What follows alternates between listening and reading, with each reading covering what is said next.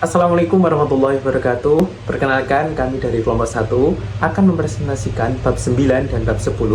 Tapi sebelum itu, izinkan kami untuk memperkenalkan diri. Perkenalkan, nama saya Muhammad Zulkifli Fai, NPM akhir 138. Perkenalkan, nama saya Faridatun Nisa Ramadhani dengan MPN akhir 149. Perkenalkan, nama saya Zainuddin Kamelia Utomo dengan NPM 240130130154. Nama saya Naura Indri Faria dengan NPM 240130101058. Baik, perkenalkan, nama saya Catherine Tresya Tresno dengan nomor NPM terakhir 167. Perkenalkan, nama saya Nisa Hatul Husna dengan NPM 24013010168. Perkenalkan, nama saya Gracia Clara Vandika Putri dengan 3 digit NPM akhir 325. Nah, baik, yang pertama itu ada rantai perintah. Nah, apa sih yang dimaksud dengan rantai perintah? Yaitu sebuah struktur hierarki dalam sebuah organisasi yang menunjukkan jalur wewenang dan tanggung jawab dari tingkat atas sampai tingkat bawah, kayak gitu. Nah, lalu apa sih karakteristiknya? Yaitu yang pertama, wewenang itu diemban dalam kaitannya dengan jabatan, bukan orang lain. Nah, maksudnya wewenang itu hanya diperlukan atau hanya berlaku pada seorang yang memiliki jabatan. Misal seorang manajer dalam suatu organisasi, ya yang memiliki wewenang ya cuma seorang manajer yang memiliki jabatan manajer, kayak gitu. Misal lagi kalau di sekolah itu kepala sekolah, kayak gitu ya. Yang mempunyai wewenang ya kepala sekolah, kayak gitu. Nah, yang kedua yaitu wewenang itu berlaku untuk bawahan. Kita ambil contoh tadi kepala sekolah. Nah, bawahnya itu siapa? Ya para guru-guru, kayak gitu. Jadi yang berlaku perintah daripada kepala sekolah itu ya guru-guru atau bawahannya, kayak gitu. Nah, lalu yang ketiga itu wewenang berjalan dari atas ke bawah. Nah, seperti pengertiannya, bahwasanya wewenang itu berjalan dari atas ke bawah. Maksudnya, jadi wewenang itu datangnya dari atas dan berlakunya itu ke bawah. Ya, kayak tadi persis, contohnya kayak seorang manajer itu memberikan wewenangnya untuk bawahannya, terus sampai ke bawahnya, kayak gitu. Nah, lalu ada kewenangan. Kewenangan sendiri itu dibagi menjadi dua, yaitu kewenangan lini dan kewenangan staf. Nah, apa sih yang dimaksud dengan kewenangan lini? Yaitu sebuah kewenangan langsung untuk memberi perintah dan membuat keputusan yang berhubungan langsung dengan pencapaian tujuan daripada organisasi. Nah, maksudnya jadi kewenangan lini itu seperti manajer atau kepala dari organisasi. Jadi dia itu yang langsung memberikan keputusan atau wewenang atau perintah, kayak gitu. Nah, berbeda dengan kewenangan staf, yaitu hanya memberikan dukungan kepada kewenangan lini atau saran atau rekomendasi. Jadi kewenangan staf itu tidak memiliki perintah bagi bawahnya, akan tetapi cuma memberikan saran dan rekomendasi untuk kewenangan lini, kayak gitu.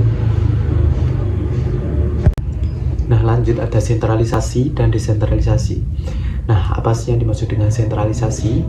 Nah, sentralisasi adalah sebuah kekuasaan atau kewenangan untuk membuat keputusan penting dikendalikan oleh orang sedikit.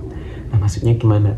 Jadi, misal organisasi itu menerapkan sentralisasi, maka semua keputusan dan wewenang itu hanya diputuskan oleh satu orang atau dua orang. Misal dalam organisasi tersebut ada manajernya, yang memutuskan cuma manajer, dan yang memiliki kewenangan ya cuma manajer itu sendiri. Nah, berbeda dengan organisasi yang menerapkan desentralisasi, yaitu kekuasaan wewenang itu dibagikan ke orang-orang yang levelnya bawah agar mereka juga bisa membuat keputusan dan kebijakan. Nah, ini jadi keputusan dan wewenang itu tidak hanya seorang manajer saja, akan tapi bawahannya juga memiliki wewenang dan keputusan. Jadi ini biasanya organisasinya ini lebih fleksibel dan bisa mudah adaptasi dengan lingkungannya, karena semua bisa memutuskan dan memiliki kebijakan masing-masing, sehingga nanti ditemukan jalan tengahnya, kayak gitu. Nah, lalu faktor-faktor sentralisasi dan desentralisasi. Nah, yang pertama itu perubahan dan ketidakpastian lingkungan. Biasanya ini dilakukan oleh organisasi yang menerapkan desentralisasi. Nah, desentralisasi itu kenapa diterapkan pada lingkungan yang gampang berubah, terus penuh dengan ketidakpastian. Nah, agar desentralisasi kan intinya semua bisa memutuskan dan memiliki kebijakan. Jadi tidak dari satu pandangan aja, sehingga organisasi tersebut di dalam lingkungan yang penuh dengan ketidakpastian akan cepat beradaptasi kayak gitu jika menerapkan desentralisasi. Nah, akan tetapi faktor yang kedua itu juga berpengaruh pada strategi perusahaan itu sendiri. Mungkin strategi perusahaan tersebut ini menerapkan sentralisasi atau desentralisasi itu bebas, tergantung strategi perusahaan itu sendiri. Nah, faktor yang ketiga, dalam kondisi krisis atau darurat, misalnya kayak pandemi, terus konflik atau mengalami kerugian besar. Nah, ini biasanya dibutuhkan keputusan yang cepat dan tegas. Nah, ini harus diputuskan oleh satu orang. Jadinya organisasi itu harus bijak-bijak memilih sentralisasi atau desentralisasi untuk kebutuhan perusahaan atau organisasi itu sendiri. Jadi misal dalam kondisi krisis itu harus menerapkan sentralisasi karena membutuhkan keputusan yang cepat dan tegas, dan ini hanya mampu dilakukan oleh satu orang atau sedikit orang kayak gitu. Dan slide selanjutnya akan dijelaskan oleh rekan saya. Terima kasih.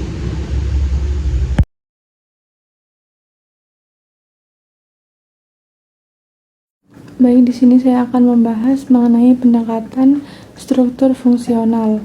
Jadi pendekatan ini membagi organisasi berdasarkan fungsi-fungsi utama seperti pemasaran, kemudian keuangan, dan juga produksi. Nah, untuk kelebihannya, pendekatan ini menggunakan sumber daya yang sangat efisien karena setiap fungsi dikerjakan oleh tim yang memang ahli pada bidang tersebut. Selain itu, manajemen puncak memiliki kontrol yang sangat kuat terhadap jalannya organisasi. Namun, pendekatan ini juga memiliki kekurangan, yaitu komunikasi antar departemen itu bisa terhambat karena masing-masing fokus pada tugasnya masing-masing atau tugasnya sendiri-sendiri.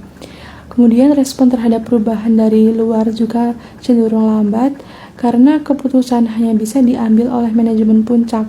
Proses pengambilan keputusan menjadi cukup lama. Selanjutnya yang kedua yaitu pendekatan struktur divisional.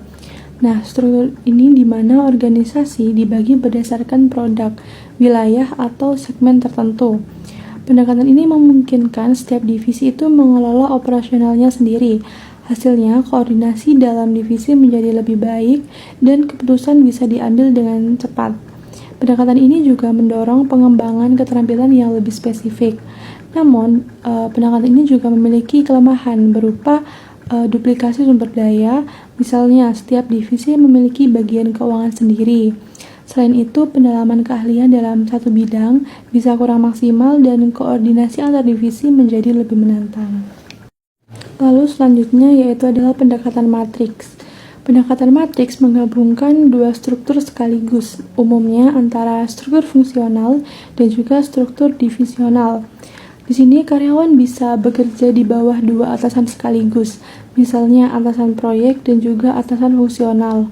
Nah, untuk kelebihannya sendiri, pendekatan matriks memiliki sumber daya yang dapat dimanfaatkan dengan efisien, dan organisasi menjadi lebih fleksibel serta adaptif terhadap perubahan lingkungan. Kolaborasi antar tim juga lebih terbuka di pendekatan matriks ini. Akan tetapi, pendekatan ini juga memiliki beberapa resiko, yaitu karyawan bisa merasa bingung karena harus melapor pada kedua atasan. Lalu konflik kepentingan antar atasan juga dapat terjadi, dan proses pengambilan keputusan seringkali lambat karena terlalu banyak diskusi. Lalu pendekatan tim. Pendekatan tim ini menekankan kerjasama dan komunikasi antar anggota tim untuk menyelesaikan tugas. Ini cocok bagi organisasi yang dinamis dan membutuhkan fleksibilitas yang tinggi. Untuk kelebihannya, pendekatan ini adalah hambatan komunikasi antar bagian bisa diminimalkan. Lalu pengambilan keputusan bisa lebih cepat karena dilakukan secara langsung oleh tim. Namun, pendekatan ini juga memiliki beberapa kelemahan atau kekurangan, yaitu jika tidak dikelola dengan baik, tim bisa kehilangan arah, terkadang sulit untuk menentukan tanggung jawab individu, dan konflik antar anggota tim itu bisa muncul. Nah, yang terakhir yaitu pendekatan jaringan virtual, yaitu bentuk organisasi yang menggunakan teknologi untuk bekerja secara jarak jauh dan juga lintas batas geografis. Pendekatan ini memungkinkan organisasi mendapatkan keahlian dari seluruh dunia. Selain itu, biayanya relatif rendah karena tidak memerlukan banyak fasilitas fisik. Namun, kontrol terhadap karyawan bisa menjadi tantangan, karena manajer perlu memberikan arahan yang lebih jelas. Loyalitas karyawan juga bisa menurun karena kurangnya interaksi secara langsung.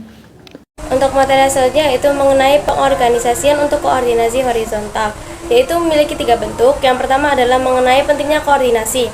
Nah, koordinasi sendiri ini mengacu pada kualitas kolaborasi di antar departemen. Tanpa adanya koordinasi, maka akan terjadi ketidakselarasan antar departemen sehingga akan menimbulkan permasalahan dan konflik. Lalu bentuk yang kedua yaitu gugus tugas, tim, dan manajemen proyek. Untuk gugus tugas sendiri adalah tim sementara yang dibuat untuk menyelesaikan permasalahan jangka pendek, sedangkan manajer proyek adalah orang yang bertanggung jawab untuk mengkoordinasikan aktivitas di beberapa departemen untuk menyelesaikan proyek tertentu. Lalu bentuk yang ketiga yang terakhir yaitu rekayasa ulang, yaitu perancangan ulang proses bisnis yang dilakukan secara radikal untuk mendapatkan peningkatan harga dan kualitas di perusahaan. Baik, next slide yaitu mengenai struktur mengikuti strategi. Struktur yang tepat itu dirancang agar sesuai dengan strategi organisasi. Kinerja bisnis dipengaruhi oleh seberapa baiknya struktur perusahaan. Nah, di sini kan ada bentuk kotak. Nah, semakin ke kiri maka semakin mekanistik dan semakin ke kanan semakin organik. Untuk struktur fungsional dengan gugus tugas, tim, antar departemen itu memiliki tujuan strategis, kepemimpinan biaya, efisiensi, dan juga stabilitas. Lalu untuk tujuan strategis untuk struktur divisional serta tim horizontal itu yaitu terdiri dari diferensiasi, inovasi, dan fleksibilitas. Sekian dari saya, terima kasih. Wassalamualaikum warahmatullahi wabarakatuh. Nah, yang selanjutnya kita masuk ke bab 10 yaitu mengenai mengelola perubahan dan inovasi. Yang pertama, inovasi dan inovatif. Apa itu inovasi? Inovasi merupakan membuat sesuatu yang baru atau memperbarui yang sudah ada supaya lebih baik. Ini bisa berupa dari ide baru ataupun pengembangan dari ide yang lama. Kemudian, apa itu inovatif? Inovatif merupakan sikap atau kemampuan untuk menciptakan hal baru atau memperbarui hal yang sudah ada sehingga dapat menjadi lebih baik dan bermanfaat. Ciri-ciri orang yang inovatif yaitu selalu membawa hal baru dan memberi nilai tambah dan juga cepat menyesuaikan diri dengan perubahan. Nah, apa sih perbedaan antara inovasi dan inovatif? Jadi, kalau inovasi itu merupakan hasilnya berupa sesuatu yang baru atau pembaruan dari yang sudah ada, seperti inovasi dalam teknologi yang dapat mempermudah pekerjaan dan juga menjadi lebih efisien. Sedangkan kalau inovatif merupakan sifat dari orangnya, yang menggambarkan seseorang atau sesuatu yang suka menciptakan hal baru atau berpikir kreatif. Seperti contoh, sebuah perusahaan yang terkenal karena timnya yang sangat inovatif. Kemudian inovasi dan kondisi kerja yang berubah. Jadi sebuah perusahaan harus bisa menyesuaikan diri dengan kondisi yang baru agar bisa tetap berjalan dan berkelanjutan. Salah satu perubahan penting adalah melalui teknologi, yang mana ini bisa mengubah cara kerja dalam sebuah perusahaan. Maka dari itu, ide-ide kreatif, informasi, dan juga hubungan baik antar karyawan menjadi semakin penting. Yang selanjutnya yaitu mengubah produk dan teknologi. Yang pertama, perubahan produk. Artinya, barang atau jasa yang dibuat oleh sebuah perusahaan ini mengalami perubahan. Misalnya, perusahaan ini mengubah desain, rasa, atau fitur dari produk lama menjadi desain, rasa, dan fitur yang baru. Kemudian, perubahan teknologi.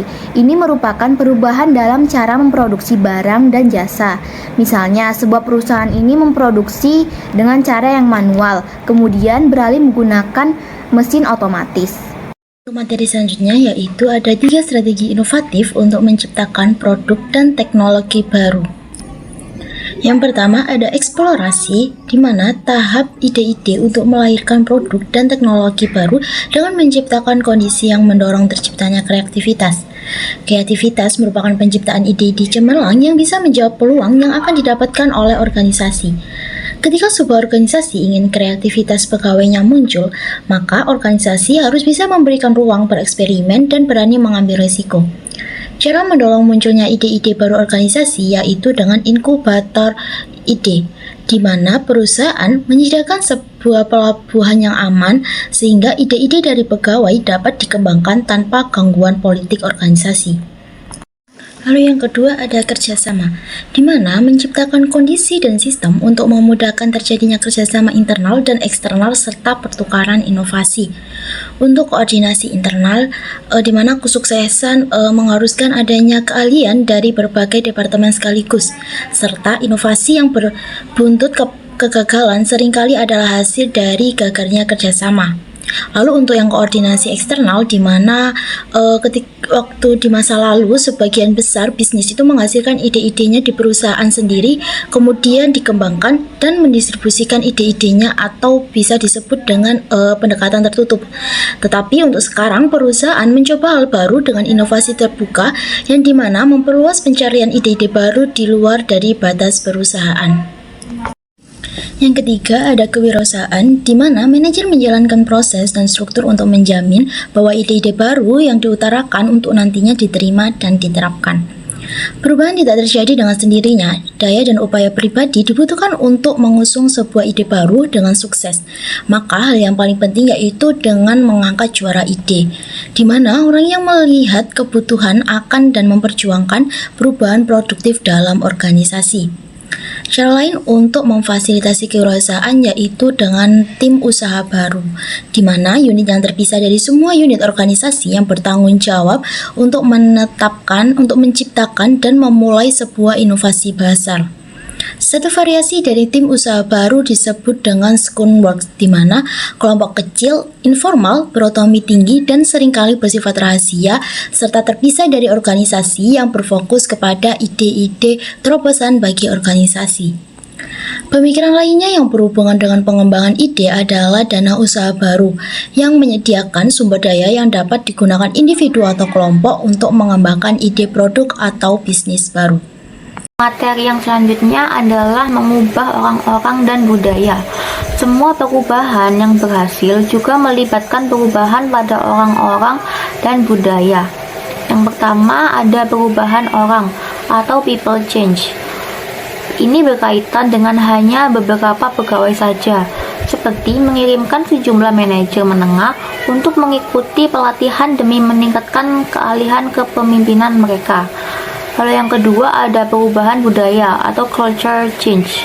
Ini berkaitan dengan organisasi secara keseluruhan, seperti ketika IRS mengubah mindset dasarnya yang tadinya sebuah organisasi yang berfokus pada pemungutan dan keputusan pajak saja menjadi sebuah organisasi yang berdedikasi pada pemberian informasi, pendidikan, dan pelayanan pada pelanggan atau pembayar pajak. Selanjutnya ada pelatihan dan pengembangan.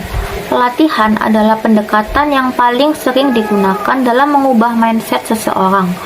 Sebuah perusahaan mungkin menawarkan program pelatihan pada pegawai-pegawai dalam hal kerja tim, keberagaman, kecerdasan, ekonomi, siklus mutu, keahlian komunikasi, atau manajemen partisipatif.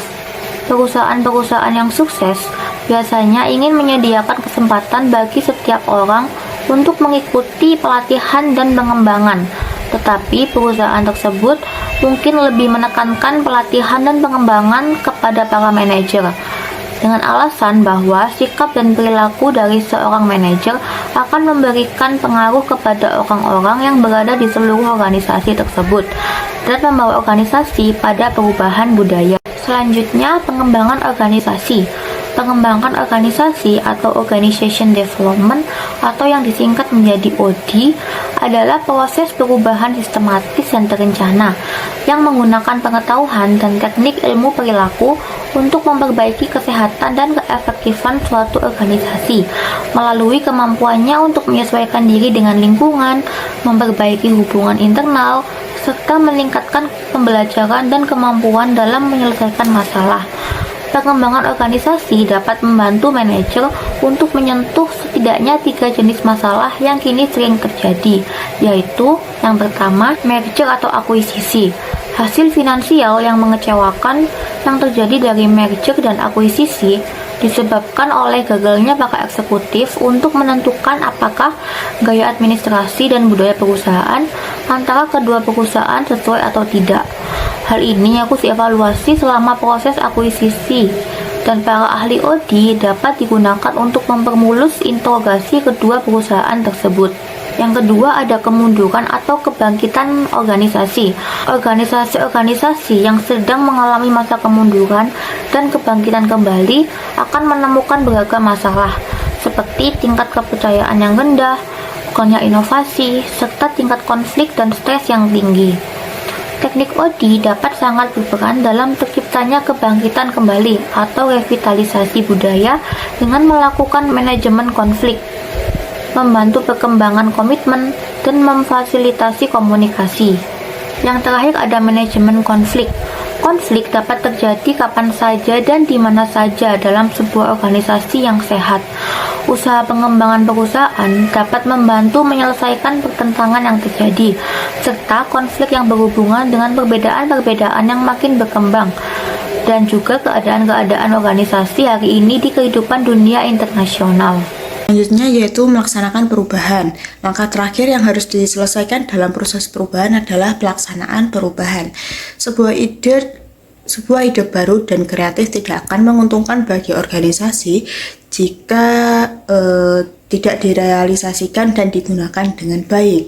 Akan tetapi terdapat beberapa karyawan yang menolak akan perubahan tersebut dengan alasan-alasan yang tidak jelas, sehingga para manajer harus menyadari alasan-alasan mengapa orang-orang menolak perubahan tersebut dan menggunakan teknik-teknik untuk memperoleh kerjasama yang baik dari para pegawai. Nah, selanjutnya yaitu keharusan untuk melakukan perubahan, yaitu sebuah cara agar seorang manajer dapat merasakan pentingnya melakukan perubahan dengan adanya atau dengan munculnya kesenjangan kinerja, yaitu perbedaan antara tingkatan kinerja yang ada dan kinerja yang akan dikehendaki. Manajer tersebut kemudian berusaha menciptakan rasa urgensi sehingga orang-orang di organisasi tersebut, termasuk pegawai, akan mengenali dan memahami keharusan untuk melakukan suatu perubahan. Nah, selanjutnya yaitu ada penolakan terhadap perubahan. Sebagian perubahan pasti akan mengalami penolakan. Orang-orang yang menolak perubahan pasti memiliki beberapa alasan, dan dengan membuat mereka paham akan pentingnya perubahan dapat membantu manajer melaksanakan perubahan dengan yang lebih baik. Berikut terdapat beberapa alasan yang biasanya digunakan oleh para pegawai. Yang pertama itu untuk kepentingan pribadi, yang kedua untuk itu kurangnya pemahaman dan kepercayaan, ketiga adanya ketidakpastian, dan yang terakhir itu ada penilaian dan tujuan yang berbeda. Nah, yang pertama itu ada kepentingan pribadi. Orang-orang biasanya menolak perubahan yang dirasakan itu karena bertentangan dengan kepentingan pribadi mereka. Rasa takut terhadap munculnya kerugian bagi diri sendiri mungkin adalah rintangan yang terbesar untuk melakukan perubahan dalam organisasi. Yang kedua yaitu kurangnya pemahaman dan kepercayaan. Para pegawai seringkali tidak mempercayai maksud-maksud di balik sebuah perubahan atau tidak memahami maksud yang sebenarnya dari gagasan sebuah perusahaan, sehingga mereka memiliki pemahaman yang sedikit akan maksud dari perubahan tersebut. Selanjutnya yaitu ada ketidakpastian. Ketidakpastian ini itu kurangnya informasi tentang kejadian-kejadian yang akan datang. Nah, mereka ini atau para pegawai ini merasakan ketidakpastian mengenai bagaimana nantinya program ini atau perubahan yang terjadi ini itu tidak memiliki kejelasan atau ketidakpastian di masa yang akan datang. Dan yang terakhir, yang keempat, yaitu penilaian dan tujuan yang berbeda. Alasan lain ditolaknya sebuah perubahan yaitu orang-orang yang akan merasakan dampak dari perubahan tersebut mungkin menilai perubahan tersebut secara berbeda dengan pandangan juara ide atau kelompok usaha baru. Nah, setelah itu ada strategi-strategi untuk menghadapi penolakan tersebut. Yang pertama yaitu dengan analisis tumpuan bidang, dan yang kedua dengan taktik implementasi yang selektif. Nah, strategi yang pertama yaitu dengan menggunakan analisis tumpuan bidang, di mana analisis tumpuan bidang ini menyatakan bahwa perubahan merupakan hasil dari kompetensi antara kekuatan penggerak dan juga dengan kekuatan penahan, di mana kekuatan penggerak ini dianggap sebagai permasalahan atau peluang yang memberikan motivasi untuk melakukan perubahan dalam organisasi. Sedangkan kekuatan penahan ini yaitu merupakan rintangan yang menghalangi perubahan. Nah, selanjutnya yaitu strategi yang digunakan yaitu dengan menggunakan taktik-taktik implementasi yang selektif, di mana di sini ada 5 taktik dalam implementasi selektif. Yang pertama ada komunikasi dan edukasi, yang kedua ada partisipasi, yang ketiga ada negosiasi, dan keempat ada paksaan, dan yang terakhir ada dukungan manajemen puncak. Nah, yang pertama di sini ada komunikasi dan edukasi. Komunikasi dan edukasi ini digunakan ketika informasi yang pasti mengenai perubahan dibutuhkan oleh pengguna dan pihak lainnya yang mungkin akan menolak perubahan tersebut. Nah, yang kedua di sini ada partisipasi, yaitu melibatkan pihak pengguna dan pihak yang mungkin akan menolak perubahan tersebut dalam merancang suatu perubahan.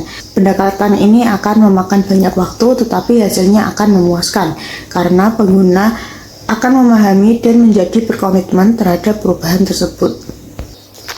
Nah, selanjutnya ada negosiasi, di mana negosiasi ini merupakan cara yang lebih formal dalam memahami atau dalam mencapai suatu kerjasama, di mana negosiasi ini menggunakan sistem tawar-menawar formal untuk memenangkan penerimaan atau persetujuan terhadap perubahan yang akan dikehendaki. Setelah itu yang keempat ada paksaan, di mana paksaan ini berarti manajer menggunakan kekuasaan formalnya untuk memaksa para pegawai untuk melakukan perubahan tersebut, di mana para pihak penolak perubahan dipaksa untuk menerima perubahan tersebut atau mereka akan kehilangan penghargaan, bahkan kehilangan kerjaan mereka. Nah, selanjutnya yang terakhir yaitu adanya dukungan manajemen puncak, di mana dukungan nyata dari manajemen puncak juga akan membantu mengatasi penolakan terhadap perusahaan tersebut. Dukungan manajemen puncak ini menandakan pada semua pegawai bahwa perubahan yang diusung ini adalah hal yang sangat penting bagi organisasi.